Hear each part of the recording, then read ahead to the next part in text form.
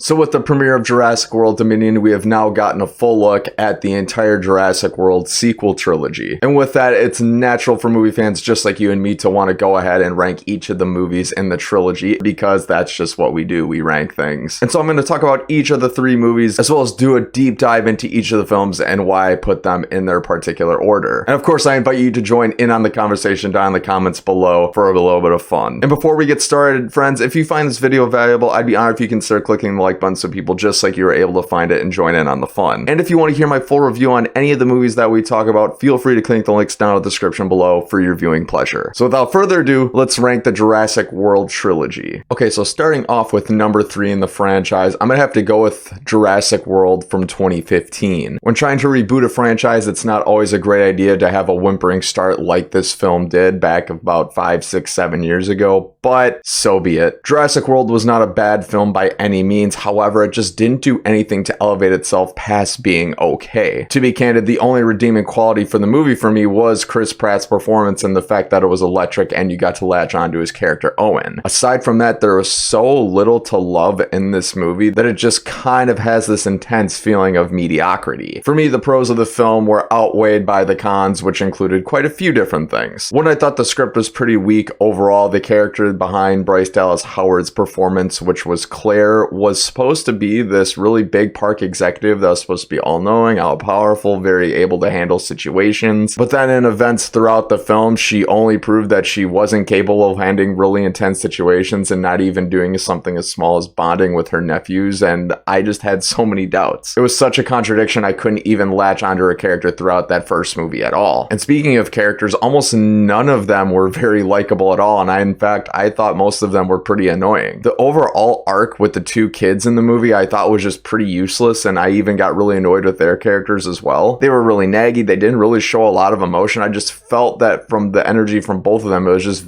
a lot of apathy. It's as if this movie didn't quite know what to do with those characters. It was trying to create this additional plot line where it was trying to bond between Claire and these kids, but it just didn't know what to do with it, and it was pretty obvious by the time the film ended. And it was made even more obvious in the follow-up to this movie, which was Fallen Kingdom, when the kids weren't even in it at all. And in fact, to kind of sum this whole movie up in its entirety, it felt like it was trying to pull itself in multiple different directions and try to create multiple plot lines, and none of them worked. You got this minor conspiracy theory rolling around with the organization that's trying to release the dinosaurs. You got this another arc over here between the family. Then you've got this another central arc between Owen and Claire. You can tell there's a bit of history, but none of those areas really get interesting. And I will give credit to Jurassic World for this. At least it had one big main focus, and it made it obvious, which was, of course, trying to contain the new dinosaur that ended up escaping and tried to wreak havoc all over the island. The movie does have a good focus on that, and it kept itself from getting too scatterbrained, which made it easy to follow, and I appreciated it for that. But there's not really a whole lot of meat to chew off of in that particular vein, and it made really the whole experience feel one note. As I said in my full review, the synopsis of this movie can be described as dinosaur escapes from cage, people try to contain it, and that's really it. It just doesn't make for a very exciting film. But having said all that, this movie made over $1 billion at the worldwide box office, so clearly people must have liked it to some extent, and I don't blame it for it, because there are some redeeming qualities in this movie. It's just, for me, it's probably my least favorite of the Jurassic World franchise. Now, coming in at second in my ranking for the Jurassic World franchise is going to be Jurassic World Dominion. Now, I'm not going to lie to you guys, I was pretty disappointed by seeing this film. I just watched it about 3 days before filming this, and I walked away feeling pretty exasperated, pretty tired, and just a little bit irritated. It's as if this movie didn't learn any of its lessons from the previous 2 installments, and I just found that to be really underwhelming in a lot of different areas. I think this movie really fell victim to itself by trying to include all the old age Jurassic Park characters with the new age Jurassic World franchise, and it just really made for a mess of a movie. Because by the time you get to the end of the film, you're having about 10 different protagonists, all with their each different plot lines. I mean, this movie's trying to tell 3 or 4 different stories at one point before finally, by the very end, consolidating it down into one and then getting you totally lost in the process. And to me, that was just it was borderline unforgivable. Does it make the film bad? No, it does not. Does it make it get mediocre and a lot like the 2015 version? Absolutely. It's as if this movie looked at Spider-Man No Way Home and it looked at Ghostbusters Afterlife and thought to itself, nostalgia bait,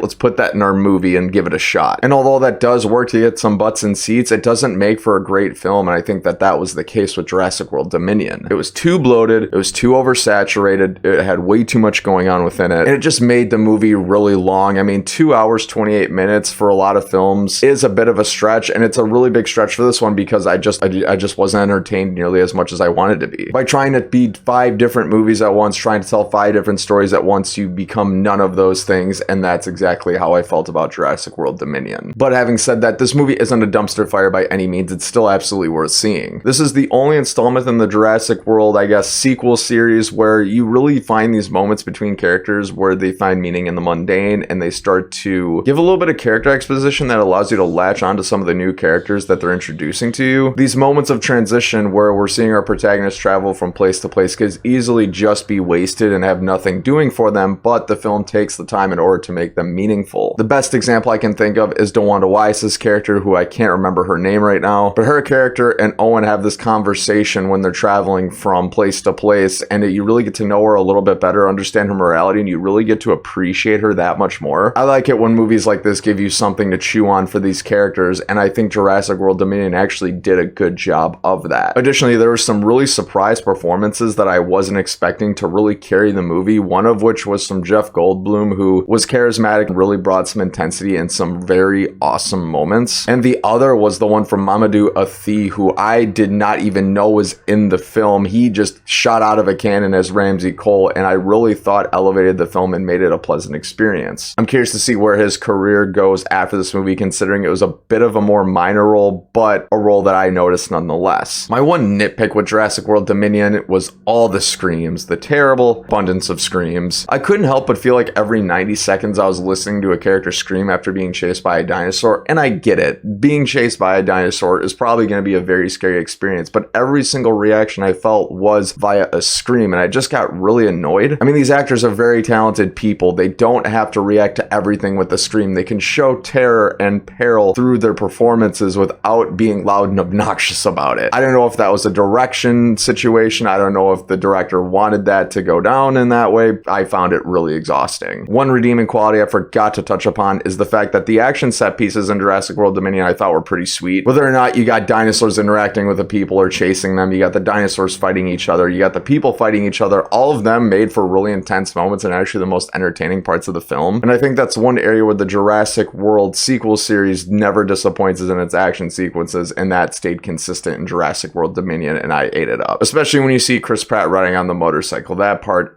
pretty sweet. And of course, coming in at number 1 in the Jurassic World franchise for me is Jurassic World Fallen Kingdom. Now, I know what a lot of you are thinking. I am in the very much minority on this, considering that it's only got a score of about 48% on Rotten Tomatoes the last I checked. However, out of all 3 of the movies, I didn't feel very strongly about any of them, but out of all 3, I thought Jurassic World Fallen Kingdom was the best. And I thought the character exposition between the focused few characters that we got to latch onto was quite nice, and it didn't feel like this movie was trying to tell 5 different stories at once. It was much more focused, it was much more interesting, and I think it made for a cleaner experience, even if I didn't think it ended up being all that good of a movie. This one at least provided me with some enjoyment to still be had, and it really gave me something to latch onto. Let me start off with the character piece of this. Between Owen, Claire, and Macy, I at least felt like the movie was taking these characters to a different place than the other minor ones that we got introduced to. It's like the film finally found the direction for these characters and they wanted to take them next, and as a result, everything didn't feel so scatterbrained, and it was able to introduce some minor characters to at least enjoy without going too far off the rails with them as well. I just couldn't help but get the feeling that Jurassic World was like the practice run for this franchise, and Jurassic World Fallen Kingdom was a bit more refined and they knew where they wanted to take things. And now from a plot perspective, I actually really enjoyed the whole dynamic of taking these dinosaurs from Jurassic World and selling them to potential buyers and bidders throughout the entire world. The movie created this feeling of a very slippery slope between dinosaurs and humankind that that way. And I just thought that was really interesting. Just like with advent of any new thing in this world, some people are going to use it for good, some people are going to use it for bad, but what happens when people use it for the bad side of things? And when the movie took that and opened the floodgates with it, I think it made for some really great setup for Jurassic World Dominion, and it also posed some really interesting questions about humanity in general. Was it right for people to bring back dinosaurs from extinction? Is it right for them to weaponize them? Is it right to release them out to the wild for the rest of the world? Who knows, but the movie does confidently explore all three of those in a really interesting way. However, I will say in this movie on its own, when they first introduced Macy as a character and the whole dynamic with her, I was a little bit off-put by it. If you're just looking at Jurassic World Fallen Kingdom on its own, Macy's arc makes very little sense, and it feels like this franchise was starting to make the same mistake again as it did in Jurassic World, which was it didn't quite know what to do with the character arcs of the kids that were in the movies. And what they did with Macy in Jurassic World Fallen Kingdom made sense by the time Jurassic World Dominion came around, but on its own, it seemed a little bit weak. And I also couldn't help but get the feeling in Jurassic World Fallen Kingdom that you need to watch the previous installments of the franchise to fully understand what's going on in that film. And for me, that's never a pro for a movie to have required reading beforehand. I feel like if you're going into a new experience, you should be able to understand and deduce everything you need from just that singular piece of it. Requiring viewers to go and watch hours of footage beforehand, hours of films, hours of entertainment before that, I think does the movie a disservice and does the audience a disservice and ultimately alienates them. I just couldn't help but feel like I was missing something by not watching all the previous Jurassic Park movies, and it just really took me out of the movie in some cases. Did it have me totally lost? No, it didn't, but did it hurt my experience? Absolutely. And just like that, that will do it for this ranking of the Jurassic World sequel series. What did you think of this list? Where would you change things up? What's your ranking? Whatever you think, I would love to hear your thoughts down in the comment section below. And friends, thank you so much for watching this video. If you're still here, I love you for that. If you thought this video was valuable, I'd be honored if you'd consider clicking the like button so people just like you are able to find this. Or if you want to check out any of my reviews for any of the movies we just talked about or other great videos, click these end cards or the links down in the description below for your viewing pleasure. Once again, this has been the Bankrupt Hippo YouTube channel. I've been Bryce, and until next time, have a great day.